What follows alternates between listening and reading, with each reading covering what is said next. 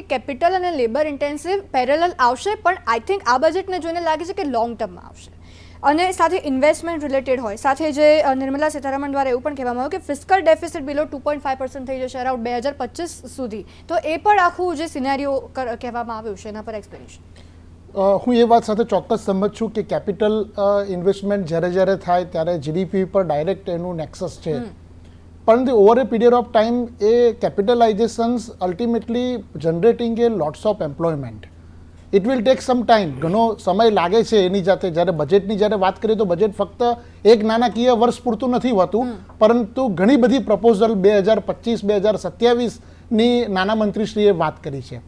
જે કોઈ પણ વિકસિત દેશની જો આપણે વાત કરીએ, વિકાસશીલ દેશની જ્યારે વાત કરીએ, ત્યારે કેપિટલ ઇન્ફ્રાસ્ટ્રક્ચરનો એક પહેલા તબક્કા બાદ જ પછી એનું એમ્પ્લોયમેન્ટનું સર્જન થતું હોય છે. એટલે હું એ વાત સાથે ચોક્કસ નાણામંત્રીશ્રીએ જે પ્રોજેક્શન કર્યું છે આવનારા 2025-2027ની અંદર by reduction of a fiscal deficit by 2025, તો એનું પ્રોજેક્શન માટે એમને જે કેપિટલાઇઝેશન કરવું જોઈએ એવા એમને બજેટની અંદર માળખાકીય કેપિટલ બાબતની પણ ઘણી ચર્ચાઓ કરી છે. જેમ એગ્રો પ્રોડક્ટની વાત કરી છે તો એમને એગ્રો પ્રોડક્ટ માટે પણ રિસર્ચ ઇન્સ્ટિટ્યૂટ, જેમ મિલેટ્સની વાત કરી, તો જેમ ઘઉં આપણે જે જુવારની, જે અત્યાર સુધી ઘઉં તુવેરની વાતો કરતા હતા, હવે જમાનો આવ્યો જવ જુવારનો આવ્યો, તો એ જવ જુવારના મિલેટ્સને પણ કરવા માટે સંશોધનો કરવામાં આવશે. જેમ એમને મેડિકલ ક્ષેત્રની વાત કરી તો ફાર્માની અંદર પણ ફાર્મા એક અત્યારે ઇન્ડિયા એક હબ બની રહ્યું છે, મેડિકલ ટુરિઝમ થઈ રહ્યું છે, અને કોવિડ-19એ એવું વિશ્વમાં સાબિત કરી દીધું છે કે મેડિકલ ક્ષેત્રે હરણફાળ ભારત દેશ આગળ વધી રહ્યું છે. તો તેવા સંજોગોની અંદર પણ ડિજિટલ ફાર્મલાઇઝેશન માટે પણ કરી છે. એઆઈની વાત કરીએ તો એઆઈનું ઇન્ફ્રાસ્ટ્રક્ચર ડેવલપમેન્ટ કરવા, મેટાવર્સ કરવા માટે, આ તમામ જોગવાઈ માટે એમને બધી જોગવાઈઓ કરી છે. પિંકીબેન, એઆઈની પણ વાત આવી છે. 5G માટે પણ જે નવી પ્રયોગશાળાઓ ડેવલપ કરવામાં આવશે, ઇવન એઆઈને પ્રમોટ કરવા માટે, સાથે ગ્રીન એનર્જીને પ્રમોટ કરવા માટે 35,000 કરોડનું ઇન્વેસ્ટમેન્ટ, સાથે પ્રાકૃતિક ખેતીને પણ પ્રોત્સાહન આપવા માટે જે વડાપ્રધાન નરેન્દ્ર મોદી છેલ્લા ઘણા સમયથી કહેતા આવ્યા છે, વ્હીકલ રિપ્લેસમેન્ટ માટે પણ જે નવી જે બદલાવો જે કરવામાં આવ્યા છે, એટલે ઘણા બધા એવા પણ મુદ્દાઓ છે કે જેના પર આપણે ચર્ચા માંગી લેશે. શું કહેશો? હા, આપે જે પૂછ્યું એની વાત કરું એ પહેલાં સાહેબે જે કહ્યું ઇન્વેસ્ટમેન્ટનું જીડીપી ઉપર શું અસર થશે કેપિટલ એક્સપેન્ડિચરની. હવે આમ થોડુંક ટેકનિકલ છે, પણ અર્થશાસ્ત્રીઓની ભાષામાં અમે એને ઇન્વેસ્ટમેન્ટ મલ્ટીપ્લાયર કહીએ છીએ કે કેટલા ગણા તમારી રોજગારી કે આવક વધી શકે. જો તમે આજે 100 રૂપિયાની ઇન્વેસ્ટમેન્ટ કરો તો એની રોજગારી અને આવક વધારવાની કેપેસિટી કેટલી, તો ઇન્વેસ્ટમેન્ટ મલ્ટીપ્લાયર એ નક્કી કરે છે. હવે જો ટેકનિકલી જોઈએ ને તો ઇન્વેસ્ટમેન્ટનું આ જે કેપિટલ ઇન્વેસ્ટમેન્ટ છે એનું મલ્ટીપ્લાયર રેવન્યુ એક્સપેન્ડિચર કરતાં વધારે હોય છે. એટલે તમે જો કેપિટલ એક્સપેન્ડિચર કરો, મૂડીરોકાણ જો સરકાર આજે કરે, તો એનું રોજગારી ઉપરનું જે ગુણક છે કે જે મલ્ટીપ્લાયર છે એની ઇફેક્ટ તમે રેવન્યુ એક્સપેન્ડિચર કરો એટલે ચાલુ ખર્ચ કરો એના કરતાં વધારે હોય છે, એ બમણી હોય છે. એટલે લોંગ ટર્મની જે વાત છે, પણ મેં કહ્યું એમ કે સરકાર ક્યાં ખર્ચો કરે છે, કેવી રીતે ખર્ચો કરે છે, એ બહુ મહત્વનું છે. રિસર્ચની વાત કરી, આપે કહ્યું કે એન્વાયરમેન્ટ, વેહિકલ રિપ્લેસમેન્ટ. મેં કહ્યું એ પહેલાં જ કે વેહિકલ રિપ્લેસમેન્ટ ને એ બધું શું કરશે કે આજે મારી પાસે ટેક્સ બચ્યો, એ ટેક્સથી હું મારું જૂનું વેહિકલ વેચીશ, નવું લાવીશ. એને એક તીરે બે નિશાન જેવું છે કે તમે જૂના વેહિકલ રિપ્લેસ કર્યા એટલે તમે પોલ્યુશન ઉપર થોડું ઘણું કાબુ મેળવ્યો, અને બીજી બાજુ તમે કન્ઝમ્પશન જનરેટ કરીને ઇકોનોમીને વેગ આપ્યો. કન્ઝમ્પશન વધીને જે વેગ મળે છે એના જેવો વેગ કોઈ નહીં. પણ જે ડાયરેક્ટ ઇન્ફ્લેશનની વાત છે એ હજી આપણે ચર્ચા નથી કરી કે પ્રદૂષણ ઘટશે, આ બધું થયું, પણ ઇન્ફ્લેશન કઈ રીતે ઘટાડવું એ એક મોટો પ્રશ્ન રહ્યો. રિસર્ચની જે વાત છે તો એક આર્ટિફિશિયલ ડાયમંડનું પ્રમોશનનું બહુ જ શરૂઆતમાં વાત કરી કે આપણે આર્ટિફિશિયલ ડાયમંડ્સના પ્રોડક્શન પર ધ્યાન આપશું, એનાથી રોજગારી વધશે અને બરાબર છે. તો અને એના માટે કોઈ મેં એવું પણ સાંભળ્યું કદાચ કે આઈઆઈટીઝને રિસર્ચ લેબ તરીકે વપરાશે આર્ટિફિશિયલ ડાયમંડની રિસર્ચ કોઈ 5 વર્ષ માટે કોઈ પણ આઈઆઈટીને આપવામાં આવશે. આ બધું રિસર્ચ ક્ષેત્રે થયું. હવે દર વર્ષે તમે કોઈ બી એક ક્ષેત્ર તમારે છોડવું પડે છે. એટલે બધા જ ક્ષેત્રમાં દર વર્ષે બજેટ ન્યાય કરી શકે એ તો શક્ય જ નથી. પરંતુ મને જે આમાં એક કમી લાગી આ બજેટમાં કે ડાયરેક્ટ રિસર્ચની જે વાત કરી, રોજગારી એક મોટો પ્રશ્ન છે આ સરકારનો. બરાબર છે. તો એજ્યુકેશન પોલિસીને રિસર્ચ જોડે જોડવા માટેના કોઈ પ્રોગ્રામો જો આપ્યા હોત તો કદાચ સામાન્ય જનતાને વધારે સમજણ પડત કે નેશનલ એજ્યુકેશન પોલિસી 2020 એમાં ઘણું બધી વસ્તુ આપી છે. સામે આજે તમે પ્રધાનમંત્રી કૌશલ વિકાસ યોજનાની પણ જાહેરાત કરી કે એમાં પણ વધારે ને વધારે લોકોને બેનિફિટ મળે એવું કરીએ. બરાબર છે. પણ યુનિવર્સિટીઓને પ્રધાનમંત્રી કૌશલ વિકાસ યોજના કે આપણે ઇન્ટર્નશીપ પ્રોગ્રામ્સ, એપ્રેન્ટિસશીપ પ્રોગ્રામ, ઉદ્યોગોને જોડવાની વાત કરી, પણ એજ્યુકેશનનું શું? એક બાજુ તમે 38,800 સમથિંગ વધારાના ટીચર્સની રિક્રુટમેન્ટ થશે એ વાત કરી, પણ એ તો બહુ જ ઓછો આંકડો છે. કારણ કે ટીચરો દરેક સ્ટેટમાં સ્કૂલો હોય કે કોલેજો હોય, ટીચરોનો સખત સ્કેરસિટી છે. ટેકનિકલ ઇન્સ્ટિટ્યૂટમાં પણ છે. તો આ એક પ્રશ્ન છે જે બીજેપી ગવર્મેન્ટ ઘણા વખતથી એનો એક ડાયરેક્ટ રસ્તો પ્રોવાઈડ કરવામાં અસફળ બની છે કે તમે એક બાજુ એજ્યુકેશન પોલિસી કરી, એક બાજુ ટીચરોની ભરતી નથી થતી, તો નવી એજ્યુકેશન પોલિસી તમે કઈ રીતે કરવા માંગો છો? કૌશલ વિકાસ યોજના કરી એ જ્યાં સુધી ઇન્ડસ્ટ્રી એને પ્રોવાઈડ કરે છે ત્યાં સુધી વાંધો નહીં, પરંતુ એ કૌશલ માટે જે સ્કૂલમાં સ્કિલ્સ જોઈએ, હું 10મા પછી પ્રધાનમંત્રી કૌશલ વિકાસ યોજનામાં કોકને મોકલું છું, પણ એનું જે સ્કૂલિંગ છે, હવે સંદેશ ટીવીનો જે એક બે સર્વે મેં પોતે જોયા છે જે કહે છે કે 8મા ધોરણ સુધી ભણેલા વિદ્યાર્થીઓને ગામડામાં પોતાનું નામ પણ લખતા નથી આવડતું. બરાબર છે. તો આ બધા જે સોલ્યુશનો છે, એજ્યુકેશન, રિસર્ચ અને ઇન્વેસ્ટમેન્ટ, આ બધું સાથે જોડાયેલું છે. એટલે જ્યાં સુધી તમે તમારું કેપિટલ એક્સપેન્ડિચર કે આટલું બધું કેપિટલ ઇન્વેસ્ટમેન્ટ કે એક્સપેન્ડિચર કરશો, પણ જ્યાં સુધી સ્કિલ્ડ લોકો નહીં મળે, અને સ્કિલ લોકો મેળવવા માટે તમે સ્કૂલિંગને કઈ રીતે ઇમ્પ્રૂવ કરશો, સ્કૂલિંગ માટે તમે ખર્ચો કરો છો, પરંતુ એનું ઇમ્પ્લિમેન્ટેશનનો પ્લાન ક્યાંક ને ક્યાંક આપણા દેશમાં પહેલેથી મિસિંગ છે, જે હજી પણ સોલ્વ નથી થયો. એજ્યુકેશન પોલિસી ઉપર પણ આપણે આવીશું. વેદાંતભાઈ, આપની સાથે ખાસ મારે ચર્ચા કરવી છે. એ પહેલાં સંજયભાઈ, હવે એક તો જે લૂપ હોલ પિંકીબેન દ્વારા કહેવામાં આવ્યા, અને આ સાથે બીજો એક લૂપ હોલ, મતલબ જો તમારા દ્રષ્ટિકોણે હોય, એક તો ટેક્સમાં ઘણી રાહત મળી છે, એટલે જ્યારે ટેક્સની જ્યારે વાત આવતી હતી ત્યારે બધા બહુ ખુશ થયા અને આવકારદાયક કીધું. હવે બીજું મિડલ ક્લાસ માટે કંઈક લાવવા જેવું હતું પણ બાકી રહી ગયું છે, ક્યાંક કંઈક ખૂટી રહ્યું હોય, આપની દ્રષ્ટિકોણ? બેન, સૌથી વધારે આ બજેટની જો કોઈ જ અસર ના હોય તો એ મધ્યમ વર્ગને છે. આજે ડેવલપમેન્ટ આ સરકારે 2004માં સરકાર જેવી આવી ત્યારે એમ કીધું 2 કરોડ 2014માં કે 2 કરોડ રોજગારી આપીશું. આજે કેપિટલ 7 વર્ષમાં કેપિટલ કામો આવતા જ રહ્યા છે. રોડ ઇન્ફ્રાસ્ટ્રક્ચર હોય, બ્રિજીસ હોય, કોલેજીસ હોય, અમુક કેપિટલ વર્ક આવતા રહેતા હોય. 50 એરપોર્ટની જાહેરાત આ વખતે કરી, પહેલાય કરી હતી, એમાં કેટલા બન્યા? જે સ્કિલ ડેવલપમેન્ટ પાછળ સરકારે ખૂબ ગંભીરતાથી ધ્યાન આપવું જોઈતું હતું, સ્કિલ એજ્યુકેશન પાછળ આપવું જોઈતું હતું, છેલ્લા કેટલા વર્ષોમાં એ નથી કરી શકી સરકાર. ખાલી આંકડાઓ એ માયાજાળમાં, અને સરકાર પેપર પર એક યોજનાઓ લાવે છે, પણ એનું ઇમ્પ્લિમેન્ટેશન, બેને બહુ સરસ વાત કરી કે એજ્યુકેશનના લેવલમાં સરકારે આ બજેટમાં કોઈ જેવું કાર્ય દેખાતું નથી.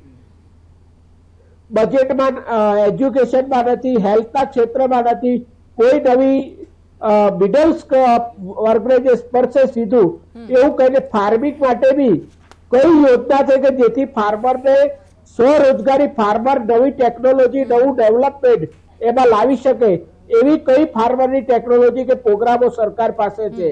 સરકારે જાહેર કરવા જોઈએ. છેલ્લા કેટલા વર્ષથી કે છે, પણ એમાં કોઈ ઇમ્પ્લિમેન્ટેશન થઈ શક્યું નથી. ગ્રામીણ તરફ વળવાની વાત છે, પણ ગ્રામીણ તરફ તમારું શહેરીકરણ જ થઈ રહ્યું છે. ગ્રામીણ પર ધ્યાન કેન્દ્રિત થતું નથી. ખાલી બજેટ પર આંકડા એલોકેશન છે. બજેટ પર તમે કહેવામાં આવે છે ગ્રામીણ વિકાસ માટે તમે એમ કહો છો કે ભાઈ આરોગ્યને માટે, ખેતી માટે ધ્યાન આપવું પડે. આવા કોઈ પગલા કે સરકાર પાસે કોઈ ઠોસ યોજનાઓ લઈને આ સરકાર આવી નથી આ બજેટમાં, કે નથી એના માટે ફંડ એલોકેશન કર્યું. વેદાંતભાઈ, આક્ષેપો થાય છે કે તમે વાત કરો છો, સરકાર વાત કરે છે, પરંતુ અમલીકરણ નથી થતું. અત્યારે અનેક જાહેરાત કરી છે, અગાઉના વર્ષમાં પણ કરી હતી, એમાંથી કેટલી થઈ કેટલી બાકી, આ વખતે કેટલી થશે, કેટલી બાકી રહેશે, એ પણ એક સવાલ છે. સાથે સાથે જે એજ્યુકેશનનું પણ કહેવામાં આવ્યું છે, એજ્યુકેશન R&Dને રિલેટ નથી કર્યા, એમ્પ્લોયમેન્ટ માટે પણ સવાલ એનો એ જ છે. શું કહેશો?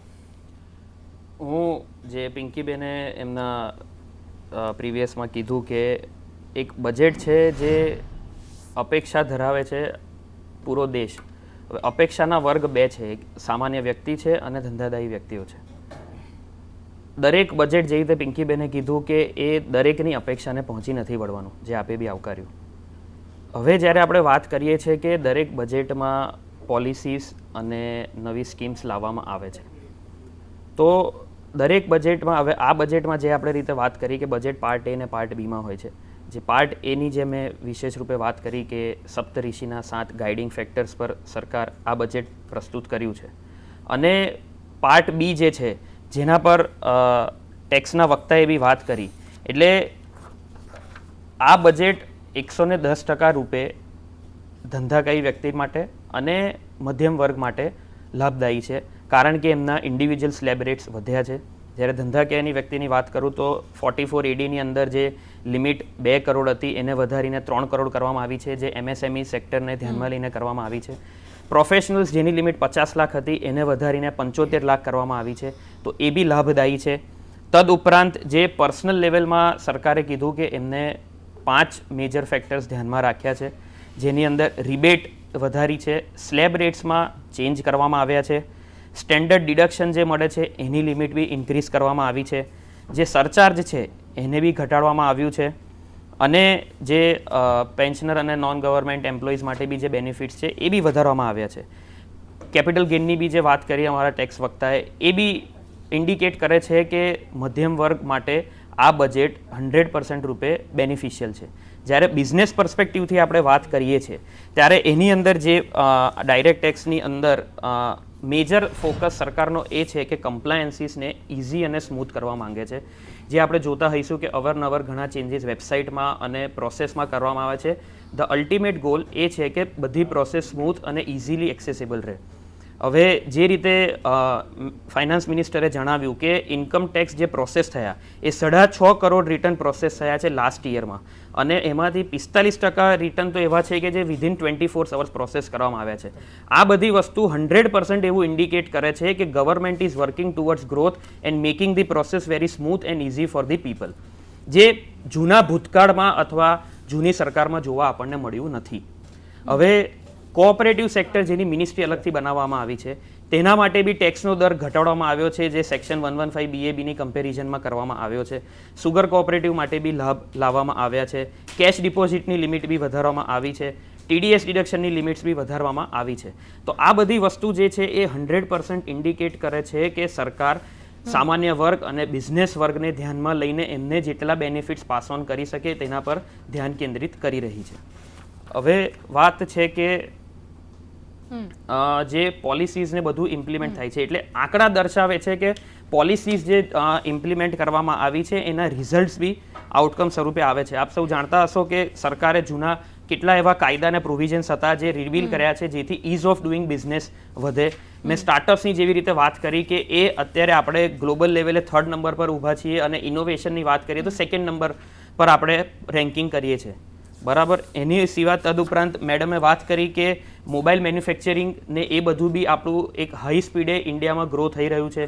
જે આઈડીટીની અને આઈડીટી સ્પેસિફિક વાત કરું, કસ્ટમ ડ્યુટીને એ બધું બી ડિક્રીઝ કરીને ગવર્મેન્ટ પ્રમોટ કરી રહી છે કે બિઝનેસ ડેવલપમેન્ટ ઇન્ફ્રાસ્ટ્રક્ચર ભારત દેશમાં વિકસે, અને 100% રૂપે એ કેપિટલ ઇન્ટેન્સિવ સ્ટ્રેટેજીથી લેબર ઇન્ટેન્સિવ તરફ બી વધશે, કેમ કે લેબર અને અનએમ્પ્લોયમેન્ટ બી દેશમાં એના થ્રુ ધો over a period of time જે મેડમે કીધું કે it will take certain time, but definitely એ આવશે અને એની ઇફેક્ટ દેખાવામાં આવશે. એજ્યુકેશનનું શું? એજ્યુકેશન માટે જે વાત કરી કે એના માટે જે પોલિસીને એ બનાવ્યું, હવે એમાં વિષય એવો છે કે સરકાર પ્રયત્ન કરી રહી છે કે જે એરિયામાં ડેફિનેટલી ઇમ્પ્રુવમેન્ટની જરૂર છે. તો આપ જાણતા હશો કે ફોરેન્સિક સાયન્સ યુનિવર્સિટી જે ગુજરાત હેઠળ હતી એને બી હવે નેશનલ લેવલે લઈ જવામાં આવી છે. અને વેદાંતભાઈ, આપણે રોકવા માંગીશ, આપણે એજ્યુકેશન પર ખાસ ચર્ચા કરીશું. એ પહેલા અમારા સંવાદદાતા આયુષી યાજ્ઞિક દ્વારા વેપારીઓ સાથે ખાસ બજેટ ઉપર વાતચીત કરવામાં આવી છે. કેન્દ્ર નાણામંત્રીએ વર્ષ 2000 બજેટ છે તે રજૂ કર્યું છે, વેપારીઓ પાસે જાણીશું કે આ બજેટને તેઓ કઈ રીતે જોઈ રહ્યા છે. શું કહેશો બજેટ 23-24 ને આપ કઈ રીતે જુઓ છો? આશાઓ પર ખરી ઉતરી છે સરકાર?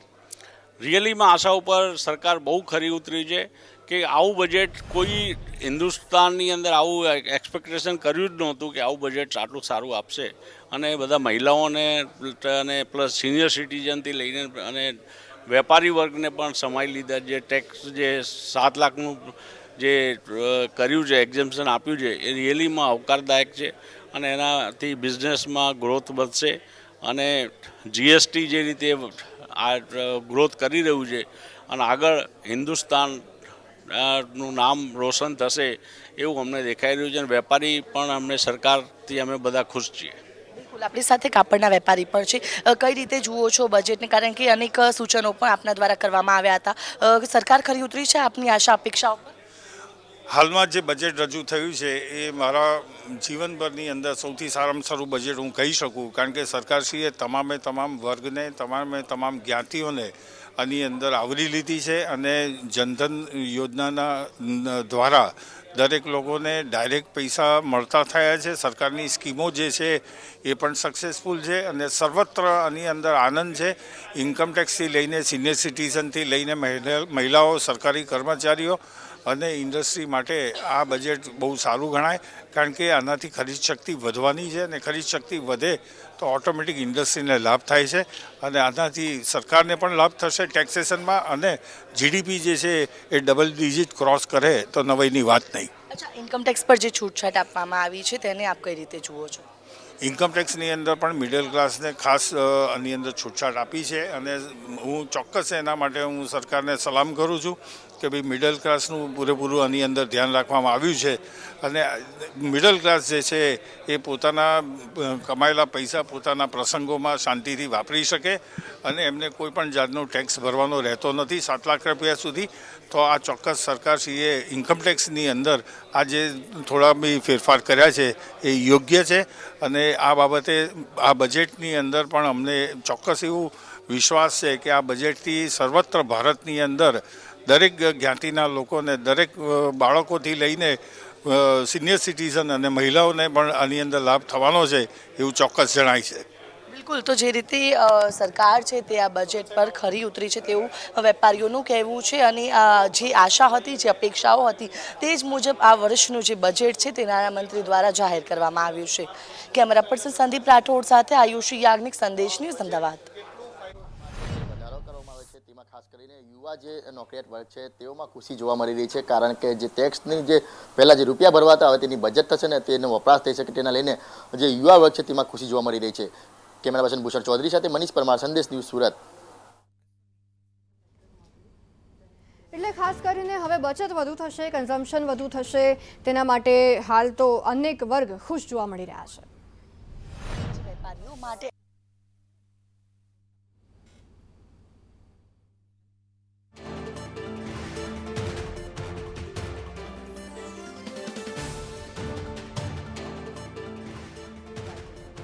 યુવાધન ખુશ છે, અનેક વર્ગ ખુશ છે. કારણ કે ખાસ કરીને ટેક્સમાં જે રાહત આપવામાં આવી છે, ટેક્સ સ્લેબમાં બદલાવો કરવામાં આવ્યા છે, રિબેટમાં જે બદલાવો કરવામાં આવ્યા છે, ત્યારે આ વખતે કહી શકાય કે આ બજેટ જે આગામી વર્ષ જે ગત વર્ષોનું જે બજેટ હોય છે તેના કરતાં બેટર પ્રૂફ થઈ રહ્યું છે. આ સાથે જ ખાસ કરીને યુવા વર્ગમાં ખુશી જોવા મળી રહી છે. બજેટમાં યુવા અને નોકરિયાત વર્ગને મોટો ફાયદો થયો છે. કારણ કે ટેક્સ પર માફી આપવામાં આવી છે ત્યારે યુવા વર્ગ